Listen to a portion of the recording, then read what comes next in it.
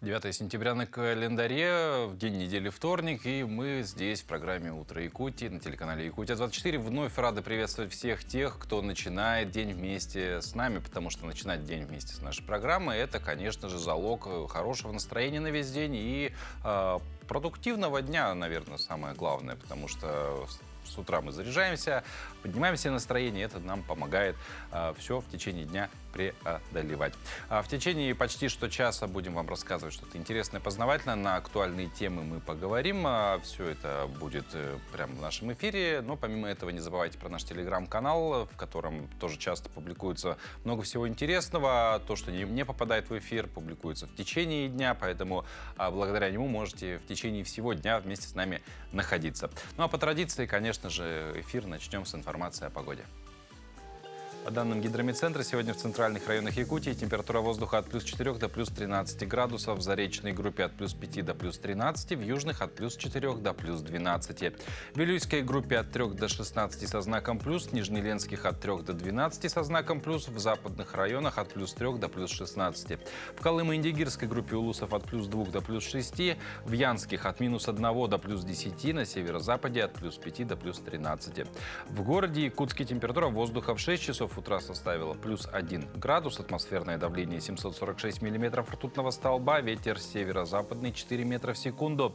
Сегодня днем в столице республики ожидается ясная погода, ветер северо-западный 4 метра в секунду, а температура воздуха в течение дня будет колебаться между отметками плюс 1, плюс 12 градусов. А теперь пришло время немножко улыбнуться. Вот вам история о самом дерзком ограблении дачного сезона на Хатынюряхе. Преступник пушистый и юркий. Мотив гастрономический. Сначала это были разведывательные вылазки. Рыжая белка, подобно десантнику, спускалась с сосны стремительным наскоком, хватала пару семечек с выставленной на просушку головки подсолнуха и исчезала в кроне. Работала чисто, без свидетелей, но аппетит, как известно, приходит во время еды. И вот уже визиты стали чаще, наглость откровение. Таскать по семечку – это, знаете ли, труд титанический и унизительный для зверька с амбициями. И, видимо, в один прекрасный день она просто посмотрела на этот подсолнух, полный золотого богатства, потом на свои лапки, и в ее бусинках глазах созрел план. Зачем быть наемным работником, если можно стать владельцем целого месторождения? И она его утащила целиком. Невероятный акт беличьего преступного гения. Теперь где-то в глубине ветвей припрятано сокровище, целый солнечный цветок, который будет согревать белку долгими зимними вечерами. Не просто еда, а законный трофей. Хозяева дачи, обнаружив пропажу, могут лишь развести руками. Война с белкой проиграна.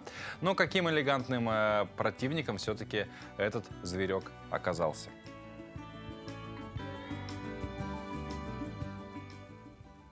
Вот это настоящая мотивация. Если уж белка начинает день с такой энергией и целеустремленностью, то нам сам Бог велел не отставать. Пока одни планируют грандиозные ограбления подсолнухов, мы предлагаем вам устроить самое полезное утреннее похищение, украсть у дня максимум энергии и бодрости. Присоединяйтесь к нашей традиционной зарядке. Всего 5 минут, и вы почувствуете себя проворнее той белки, готовыми покорять любые вершины и решать самые хитрые задачи. Доброе утро! Мы уже по вам соскучились и подготовили сегодня для вас абсолютно новую тренировку. Начинаем! Поехали! Разогрев. Дышим, дышим. Еще. Продолжаем. Хороший темп. Удерживаем его на протяжении всей тренировки. Выдох. Выдох. Еще. 3, 2, 1. Стоп. И наклон. 1, 2, 3. Меняем. 1, 2, 3. Меняем. 1, 2, 3. Меняем. 1, 2, 3. Хорошо. Толчок бедра. 3, 2, 1. Еще. 3, 2, 1. Крайний. 3, 2, 1. Мельница. 2, 2, 2, 2, 2, 2, 2, 2, 1, 1, 1, 1, 1, 1. И снова 2, 2, 2, 2, 2, 2, 2, 2. 1, 1, 1, 1, 1, 1. И снова 2, 2, 2, 2, 2, 2, 2, 2. 1, 1, 1, 1, 1, 1, 1. Закончили, растем. Развернули носочки, уходим на полупальцы и приседаем. 1, 2, 3, 4, 5, 6, 7, 8, 9, 10. 1, 2, 3, 4, 5, 6, 7, 8, 9. Закончили. Собрали ножки. И переходим на коврик. Будем прорабатывать мышцы брюшного пресса. Через колено перекат. Уходим вниз, позвонок за позвонком. Отстраиваем бедро.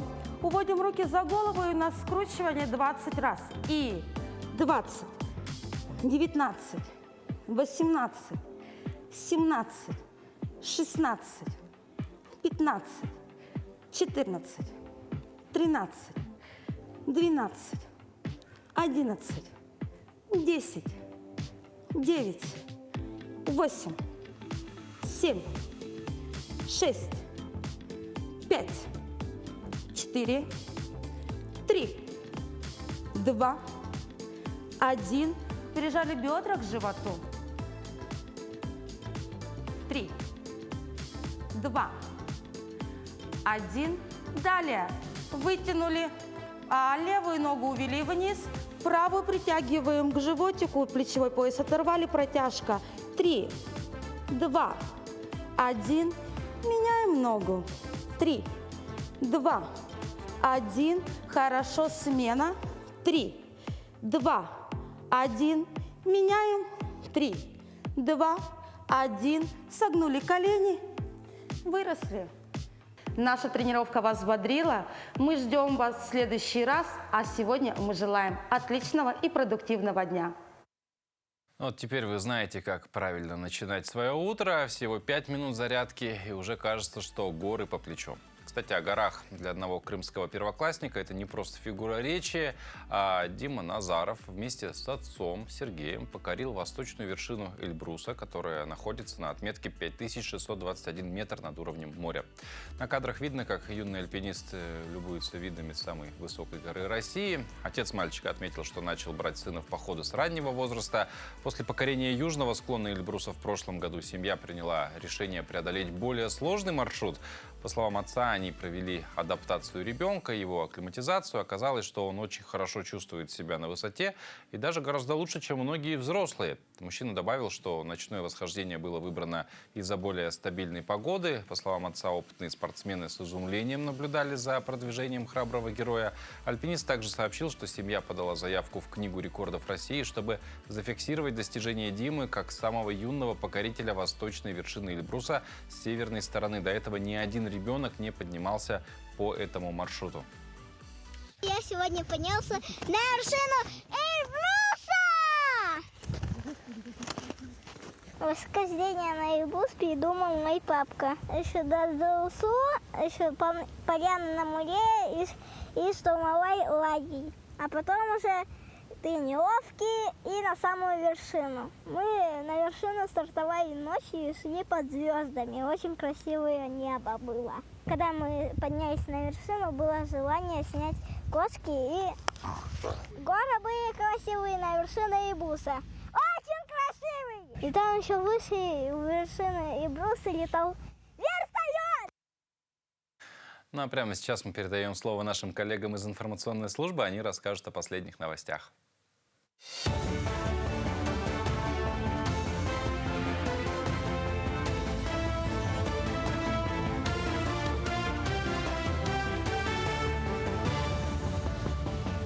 Доброе утро, коллеги. Далее блок новостей.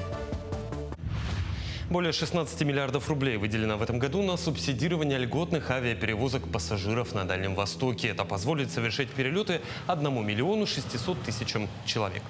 Существует 3 программы субсидирования в регионе. Речь идет о программах по полетам на Дальний Восток и в Калининград, прямых рейсов между регионами, социально значимых полетах между субъектами ДФО. Врачи Якутии оказали медицинскую помощь почти 4000 участников специальной военной операции. Также бойцы регулярно могут пройти диспансеризацию. Осмотры проводят каждую субботу все медицинские организации первичного звена. За один день военнослужащие имеют возможность пройти все требуемые обследования и консультации узких специалистов. А уже с 1 апреля по всей стране начал работать единый чат психологической поддержки участников СВО и членов их семей. В этом чате работают, принимают участие в работе высококвалифицированные психологи со всей страны. С нашего региона в чате работают медицинские психологи Якутского республиканского психоневрологического диспансера. К настоящему моменту проведена консультация 534 участникам СВО из разных регионов страны. Медицинская помощь оказывается в круглосуточном режиме, независимо от привязки к региону страны. Якутская птицефабрика ввела в работу вторую очередь реконструкции кормоцеха. Ранее здание, построенное еще в 1988 году, обновляло свое оборудование в 2016. За это время количество птиц выросло почти вдвое, были установлены дополнительные баки, усовершенствованы линии подачи корма. Обновленное автоматизированное оборудование теперь позволяет следить за процессами заготовки продукта. Так, новое кормозаготовительное здание в год может произвести до 27 тысяч тонн комбикорма. Это еще один этап в достижении показателей указа главы республики Арсения Сергеевича Николаева о стратегических целях и развитиях агропромышленного сектора, развития местного производства. И сегодня Якутская фабрика обеспечивает более 60% яйцами нашей республики. И создание этого цеха, обновление является мощным стимулом увеличения роста этого показателя. Когда семья становится командой, идеи превращаются в реальный бизнес. В Якутске стартовал проект «Малый бизнес для большой семьи», в котором участвуют 23 семьи, из которых 17 многодетных из разных регионов республики. В течение 5 дней они будут учиться бизнес-грамотности, разрабатывать и защищать собственные проекты, а также получать консультации экспертов и советы от успешных предпринимателей. Победитель получит 150 тысяч рублей на развитие своего дела. Проект организован центром «Мой бизнес». Знаменательное событие – открытие отделения Якутского медицинского колледжа. Первые 54 студента-первокурсника Якутского медколледжа в Мегино-Кангаласском районе вошли в историю Улуса. Набор проведен по 2 востребованным специальностям – это лечебное дело и сестринское дело. Открытие отделения – это важный шаг для развития системы здравоохранения всего района. Подписано, к слову, 4-стороннее соглашение между колледжем, администрацией района, Центральной районной больницей и школой номер 1. На данный момент поступили, это бюджетные места республики, 28 заключили уже сейчас сразу целевые договоры. Этот процесс продолжается, то есть задача учиться на месте, учиться хорошо и дальше остаться, жить и работать в Мегино-Кангаласском Улусе. От имени Министерства образования и науки республики искренне выражаю благодарность за сотрудничество Дмитрию Ивановичу Тихонову, администрации Мегино-Кангаласского Улуса, всем, кто сделал возможным это событие. Достаточно быстро мы реализовали, и уже новый учебный год стартовал. Ну, спасибо нашим коллегам. А мы продолжим новостную такую тематику. Уже завтра состоится главное событие общественности республики – гражданский форум. Представители общественных организаций, активисты, лидеры мнений и просто неравнодушные жители республики соберутся вместе, чтобы обсудить важнейшие вопросы развития гражданского общества и укрепления единства нашего народа.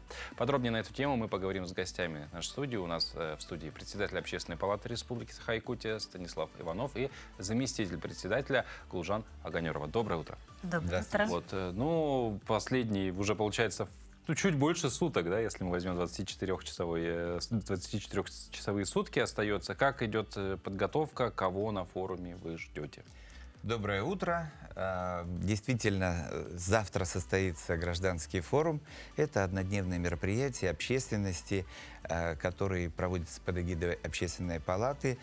На площадках Общественной палаты гражданского форума состоится обсуждение самых злободневных вопросов.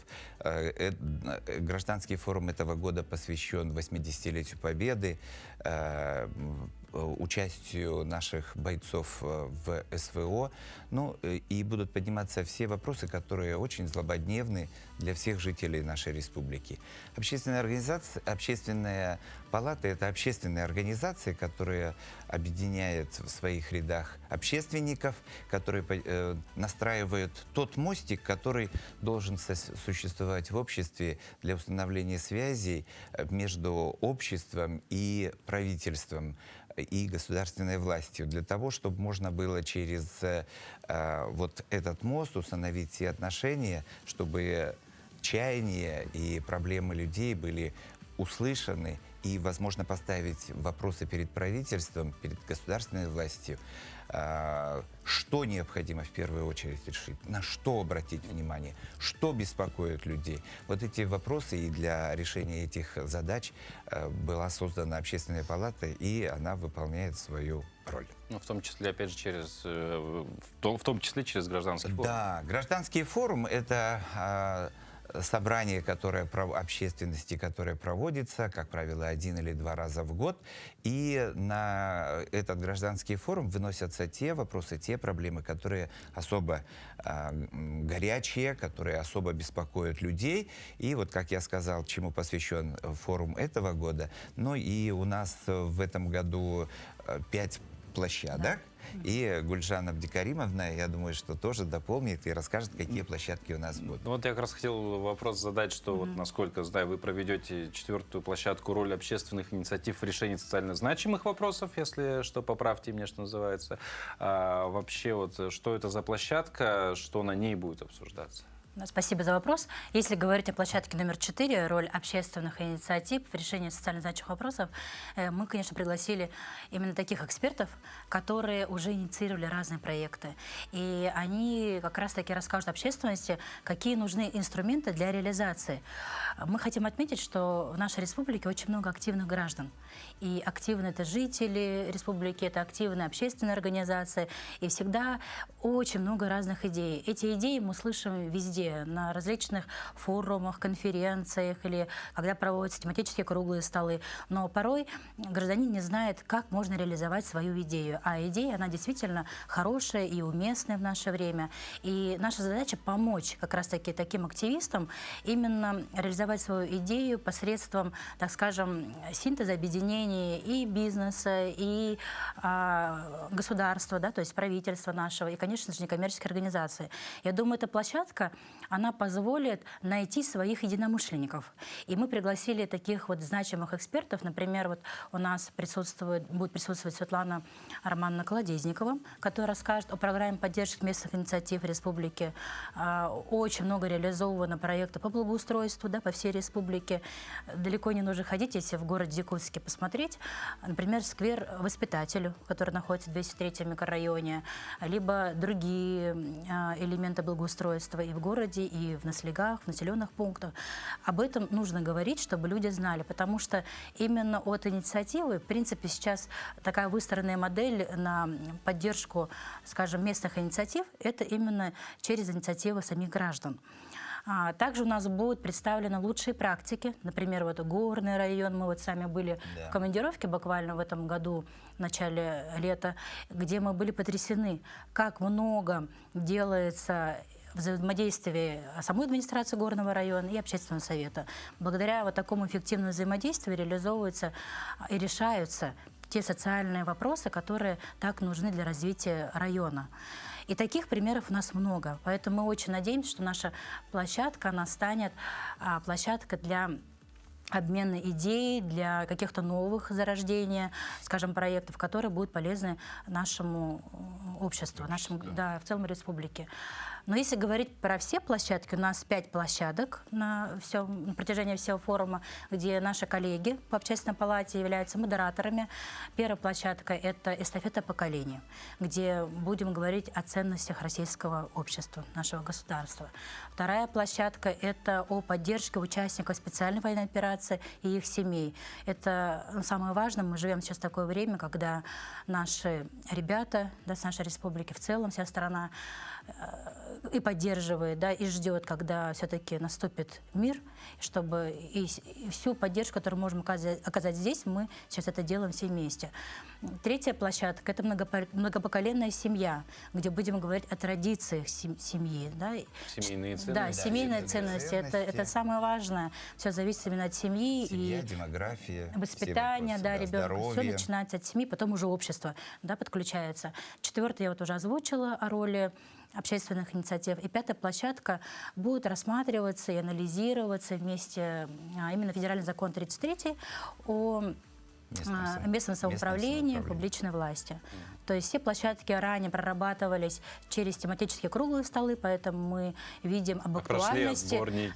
Видим актуальность именно этих тем, поэтому в год защитника Отечества Российской Федерации, в год защитника Родины Республики Саха-Якутия, в год юбилейного 80-летия Победы данные темы, мы думаем, принесут свои плоды.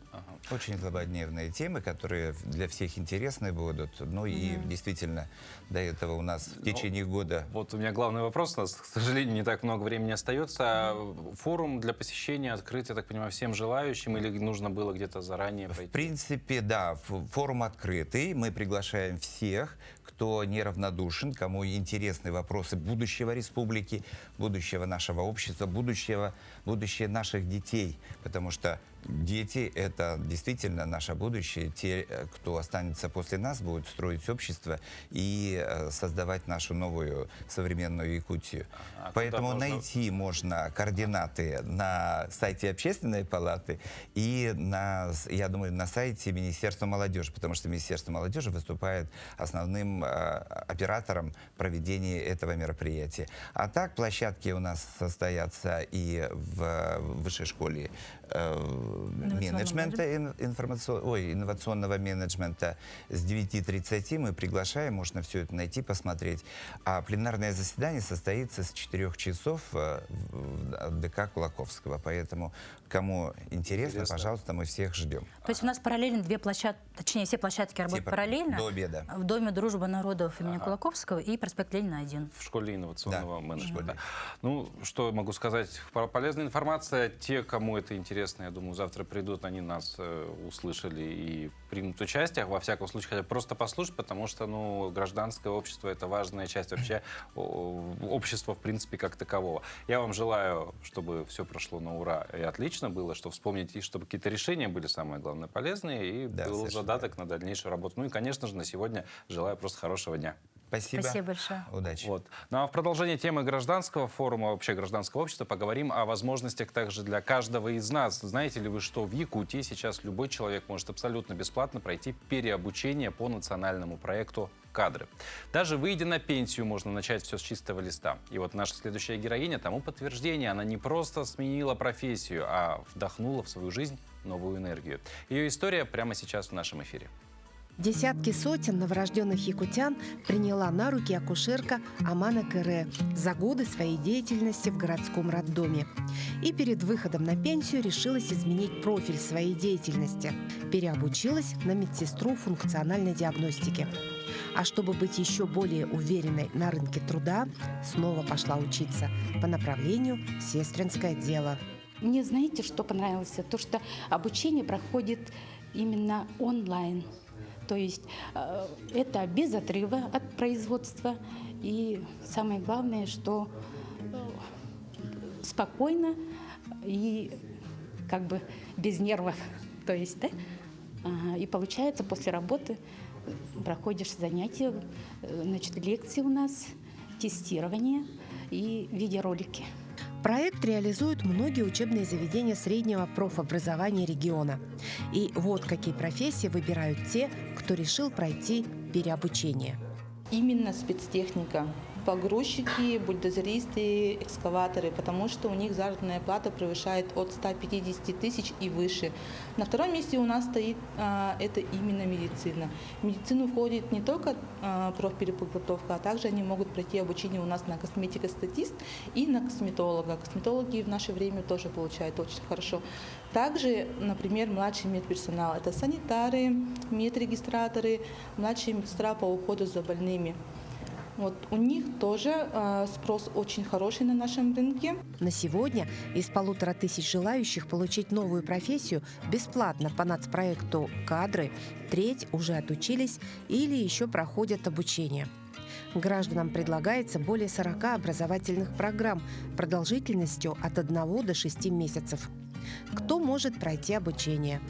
Право на бесплатное обучение имеют лица предпенсионного возраста, граждане 50 лет и старше, безработные, зарегистрированные в центрах занятости, инвалиды, молодежь до 35 лет, без среднего профессионального или высшего образования, а также молодые люди, не трудоустроенные в течение 4 и более месяцев после окончания учебы и завершения воинской службы. Еще граждане в декретном отпуске, то есть не только мамы, это могут быть и папы, бабушки, дедушки, также женщины с детьми до школьного возраста, не состоящие в трудовых отношениях, а также участники и семьи ветеранов специальной военной операции. Какие специалисты требуются на сегодня в регионе, диктует экономика. Федеральный нацпроект «Кадры» дает возможность якутянам оперативно реагировать на любые запросы рынка труда. Юлия Михайлова, Иван Сорокаумов. Утро Якутии. Ну а теперь вопрос на засыпку. Что объединяет картину Леонардо да Винчи «Закат над Леной» и улыбку вашего ребенка? Правильный ответ – все это проявление красоты. И сегодня у нас есть прекрасный повод это отпраздновать все, потому что 9 сентября во всем мире отмечают Международный день красоты.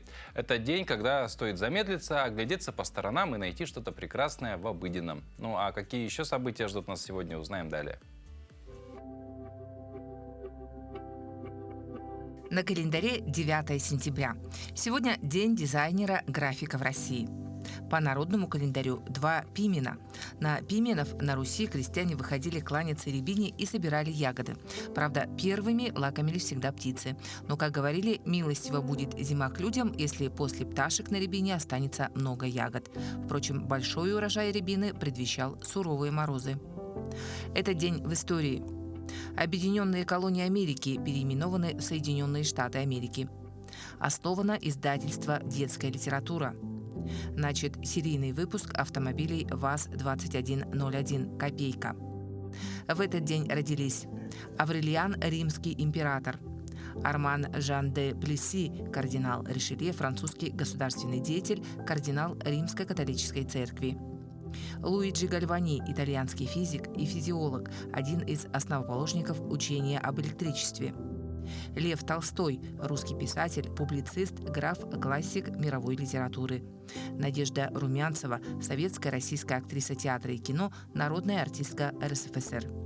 Именины сегодня отмечают Александр, Анфиса, Владимир, Дмитрий, Иван, Михаил и Степан.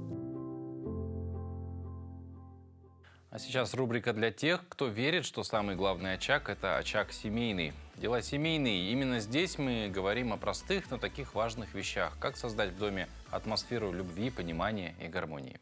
И сегодня необычный, почти волшебный способ стать ближе друг к другу. Вы когда-нибудь слышали, как звучат хрустальные поющие чаши? Их вибрации называют целительными для души, а совместное прослушивание может стать вашим особым ритуалом, моментом тишины, покоя и единения. Сейчас мы и узнаем, как использовать этот инструмент для сближения с детьми, партнером или даже самим собой. Доброе утро! Сегодня в рубрике «Дела семейные» я вам расскажу про хрустальные поющие чаши. Они объединяют нашу семью, являются такой прекрасной традицией перед сном собраться, поиграть в чаши и пойти спокойно спать. Чаши очищают человека, структурируют его энергию и придают ему, конечно же, спокойствие. То есть человек, поиграв хотя бы 10 минут на чашах он становится расслабленным, спокойным и умиротворенным.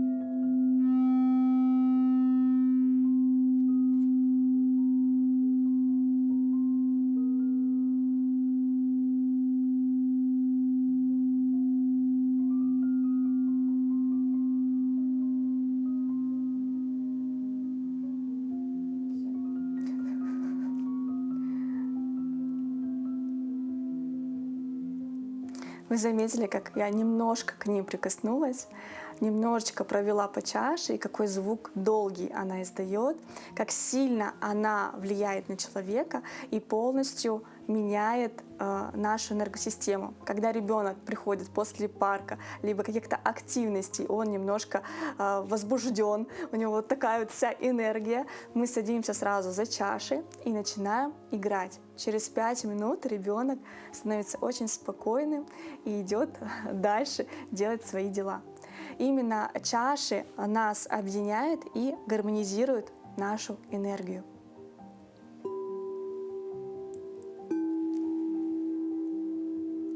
Чем больше чаша, тем больше воздействия на человека. Маленькая чаша, она очень играет тихо, спокойно. Большая чаша, она просто все пространство, там 100 квадратов, включает, и все слышат этот звук, как звук колоколов.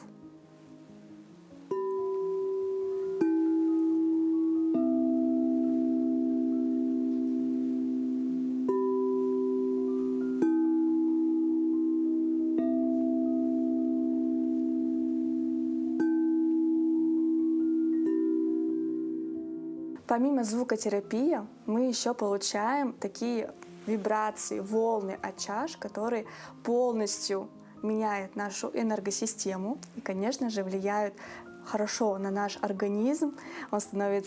Наше тело становится расслабленным, наше тело становится таким умиротворенным, и нам хочется идти спать. Если вы проживаете какой-то в своей жизни непростой этап, у вас постоянный стресс, либо вы готовитесь к экзамену, чаши очень хорошо вам помогут расслабиться и принять верное решение.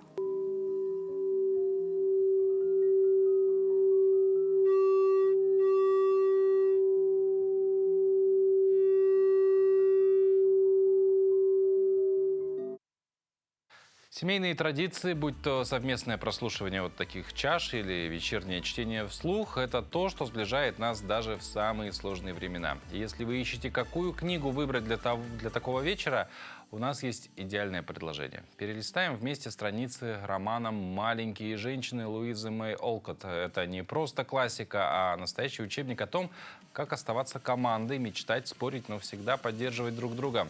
Почему эту историю до сих пор любят во всем мире, узнаем в рубрике «Книжная полка». Представьте, начало 19 века, канун Рождества, 4 девочек сидят у камина. «Что за Рождество, когда нет подарков?» – ворчливо говорила Джо, лежа на ковре.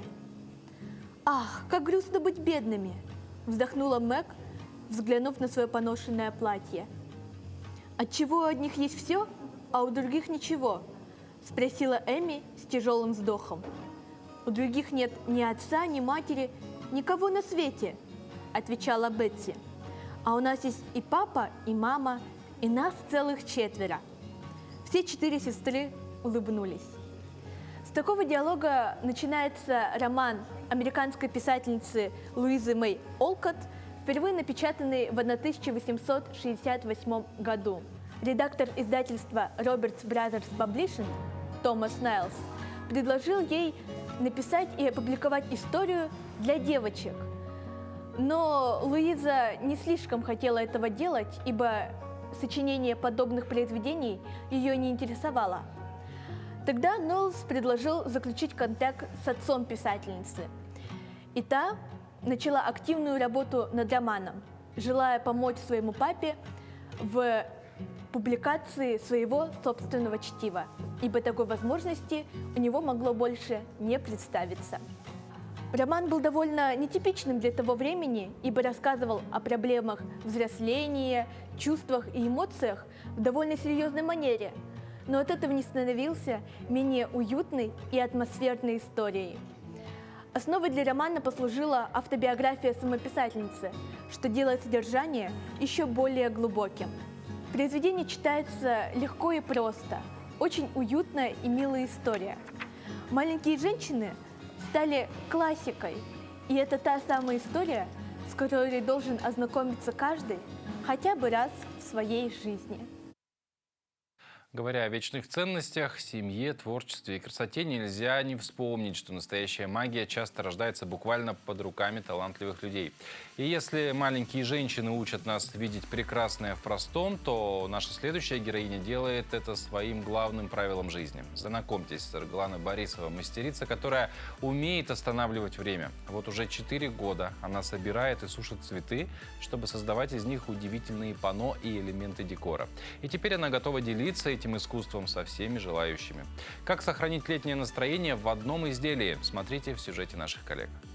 Гербарий сорных растений. Советский Союз. Да. И смотрим, насколько. Этому уже 40 лет, да, получается? Нашего возраста, прикиньте. И как оно все сохраняется. Вот, смотрите.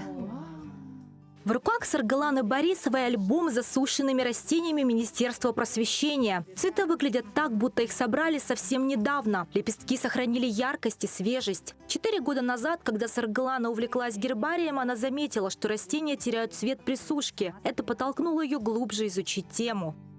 Начала копать литературу, что я не так делаю. И потом узнала, что есть прессы для гербария. А я ничего не умела делать.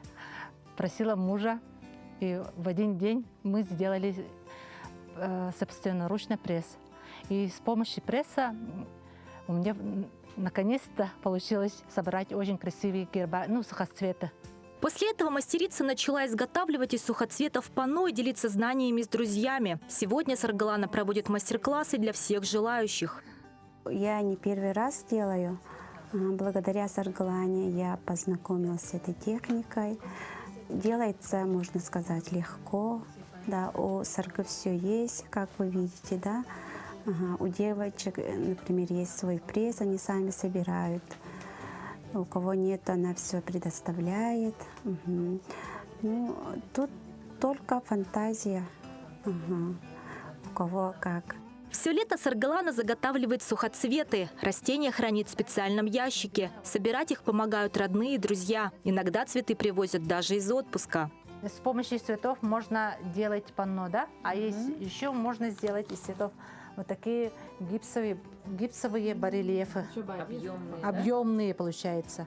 Создавать барельефы Саргалана начала недавно. Для гипсовых слепков используют живые цветы. Творческий процесс стал проще с появлением дачи. Теперь мастерица сама выращивает нужные цветы для своих работ. Беседки на садовом участке проводят мастер-классы, а готовые изделия украшают дачный домик. Мария Флоренция, Александр Еремин, медиакомпания «Алмазный край».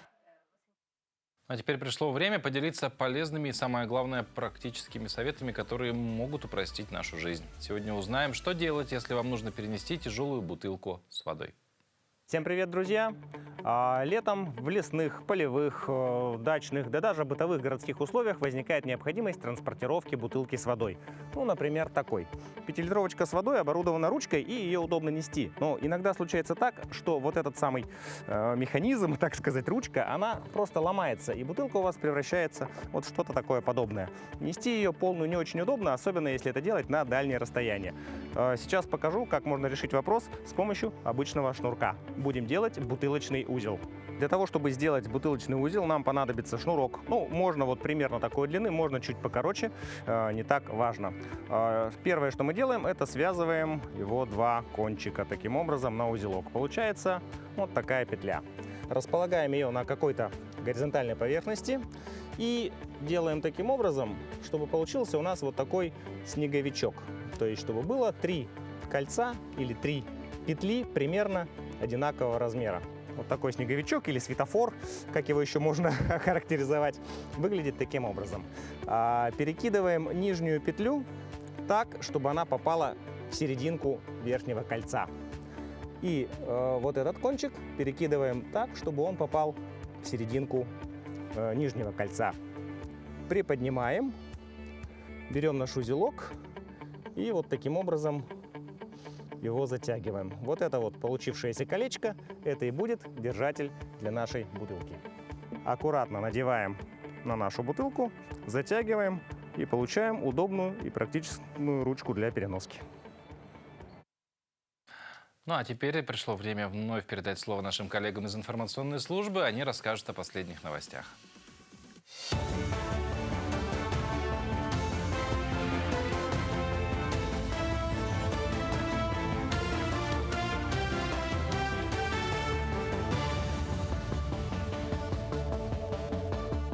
Мы продолжаем рассказывать о самых заметных событиях в республике, стране и мире.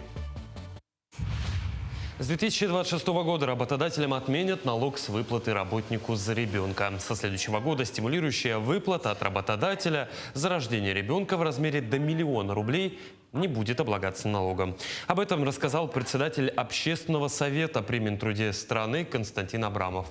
Цитата: «Бизнесу выгодно взять на работу понятного, испытанного человека, дать ему возможность уйти в декретный отпуск, максимально поддержать и возвратить на работу как можно скорее», пояснил он. По словам Абрамова, сегодня бизнес креативно подходит к выработке мер по повышению рождаемости. Плановые региональные командно-штабные учения состоялись 5 сентября на базе личного подсобного хозяйства на Скрябинских полях возле Покровска, собрав 117 участников, в том числе представителей 17 районных управлений ветеринарии, а также различные федеральные службы. Участники учений, специалисты ветеринарной службы во взаимодействии с ведомствами отработали четкий порядок действий по локализации и ликвидации условного очага сибирской язвы сельскохозяйственных животных. Учения стали важным шагом к улучшению санитарного благополучия в регионе и повышению готовности к возможным вспышкам инфекционных заболеваний среди животных. Основная цель – это обеспечение безопасности населения, исключение угрозы жизни и здоровья жителей республики при выявлении различных очагов болезней животных. И для достижения этой цели сегодня мы отрабатываем практические и тактические навыки взаимодействия различных служб, и федеральных, и республиканских служб, и управления ветеринарии, и от их оперативности, от их понимания друг друга, от их командности, от их опыта зависит будет успешность исполнения этих задач обеспечения безопасности населения. В Якутск прилетели федеральные эксперты Росмолодежи и Фонда президентских грантов. В течение 2 дней они будут делиться секретами успешного написания и защиты проектов, претендующих на финансирование со стороны организаций. Спикер Росмолодежи Ольга Алемежина рассказала о действующих грантах, сроках подачи и поделилась основными ошибками участников при подаче заявлений. В свою очередь Анна Никифорова с Фонда президентских грантов рассказала о возможностях подачи заявлений в области экологических и природоохранных проектов.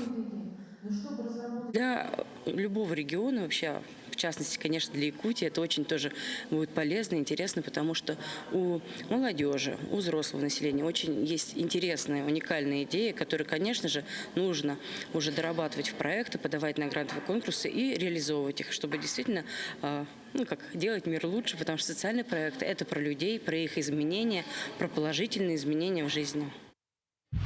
С целью увековечивания памяти Героя России Дмитрия Егорова работники жилищно-коммунального хозяйства создали сквер на его родине. С помощью профсоюза они получили строительные материалы и сами работники филиала организовали субботники. Здесь установили памятный бюст, есть стенд, рассказывающий о герое, и посадили яблоневые деревья, чтобы сквер стал еще комфортнее. Также учащимся с отличием назначили специальную стипендию 30 000 рублей, которые будут вручать ежегодно. Дмитрий Егоров проработал в сфере ЖКХ, напомню, полных 15 лет. Он проработал в нашем предприятии практически с начала образования, с 2004 года по 2019 год. 15 лет проработав оператором в котельной. Конечно, коллеги его очень хорошо помнят как специалиста высокого класса. Очень был ответственный, дисциплинированный человек. Про таких говорят и в коллективе называли тоже душой его команды, наших коммунальщиков. На этом все. Хорошего дня и оставайтесь на нашем телеканале.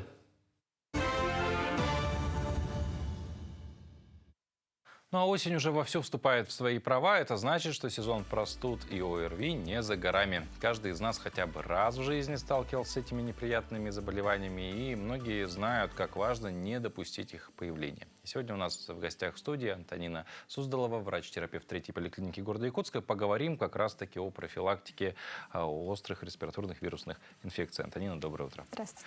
Вот. Ну, самые эффективные способы профилактики ОРВИ, какие они? Ну, вообще профилактика делится на специфическую и неспецифическую. Специфическая профилактика – это у нас иммуновакцинация.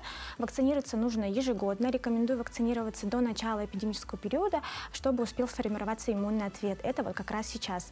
Неспецифическая, если говорить вкратце, то это здоровый образ жизни. Рациональное питание, режим дня и ночи, ношение маски, избегание массовых мероприятий.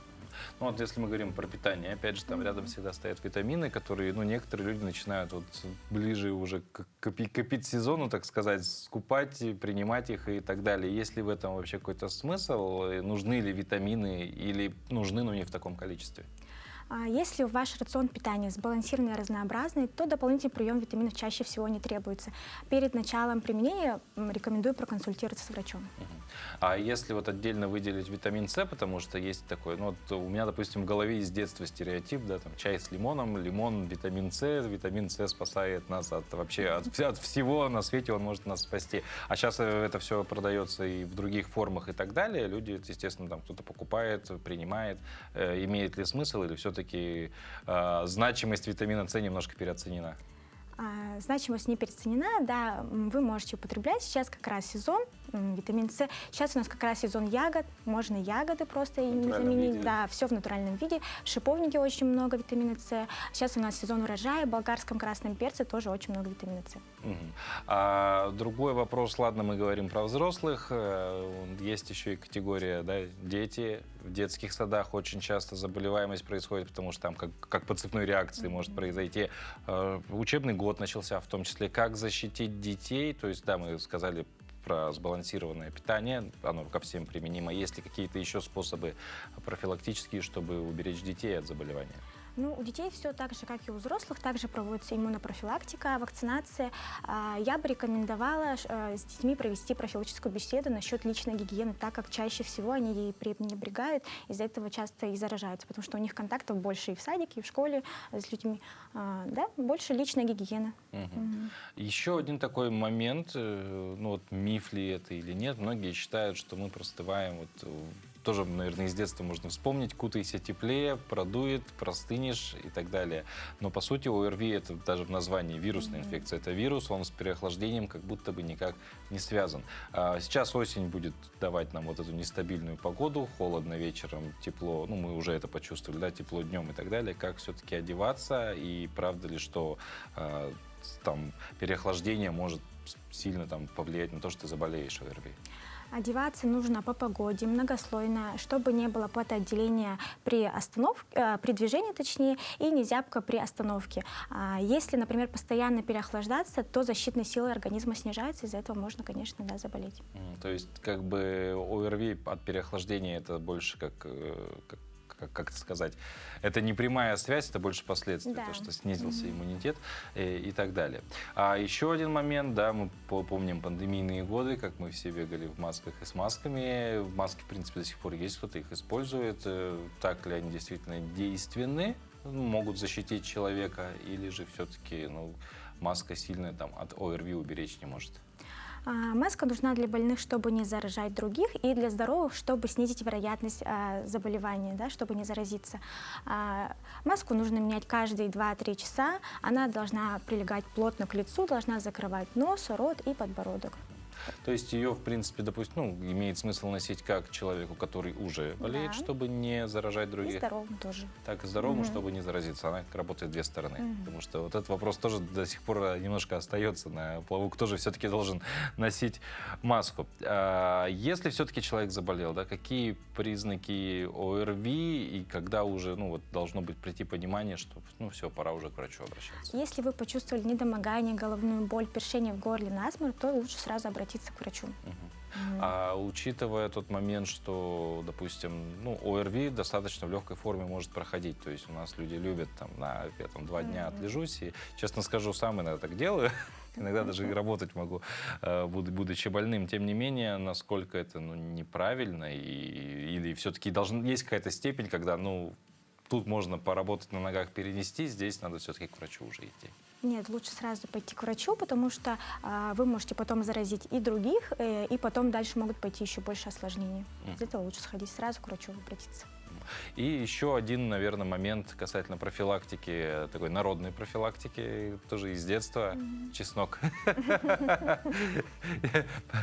Мы зря все детство носили вот эти штучки с чесноком, или все-таки, как содержат какие-то вещества, ферменты, может быть, чеснок помогающий? Большое потребление чеснока и лука, чаще всего вот их употребляют много, да, это не панацея, к сожалению. Да, она поддерживает иммунную систему, но не предотвращает все болезни, как об этом многие думают. Питание, как я до этого говорила, должно быть сбалансировано, разнообразным, побольше витамина С, как мы до этого говорили, да. Я бы рекомендовала в чаи добавлять имбирь, он имеет противовоспалительные свойства, да, и мед, он имеет антибактериальные свойства. И лимон, наверное. И лимон, конечно, да. Как же чай без лимона, как будто бы немножко не чай. То есть чеснок, он как бы не панацея, да? Да, поддерживает, конечно, но не панацея. То есть непроницаемый это барьер, поэтому кушайте, но с собой много носить его не надо. Антонина, спасибо большое за эту беседу, потому что, действительно, вот-вот мы уже стоим на пороге того, что у нас сопли, текучие глаза и прочие вещи могут начаться, поэтому лучше быть предупрежденным, лучше быть готовым к этому, а самое лучшее, это, конечно, не допустить заражения. Вам желаем хорошего дня, успехов в вашей работе. А вам, дорогие зрители, уже завершая тему ОРВИ, конечно же, будьте здоровы, берегите себя, поддерживайте свой иммунитет в это осеннее время, потому что, я думаю, организм за это вам обязательно скажет спасибо. Если вы, тем более, осень пройдете без болезней, без различных вирусных, респираторных заболеваний и инфекций. А на сегодня мы вам также желаем, конечно же, отличного настроения, хорошего дня. Пусть все у вас получится то, что вы запланировали, а может быть даже и больше, потому что вы молодцы, и все у вас будет обязательно круто. Завтра в этой студии мы вновь встретим завтрашний день. А на сегодня остается сказать только простое. До встречи, хорошего дня.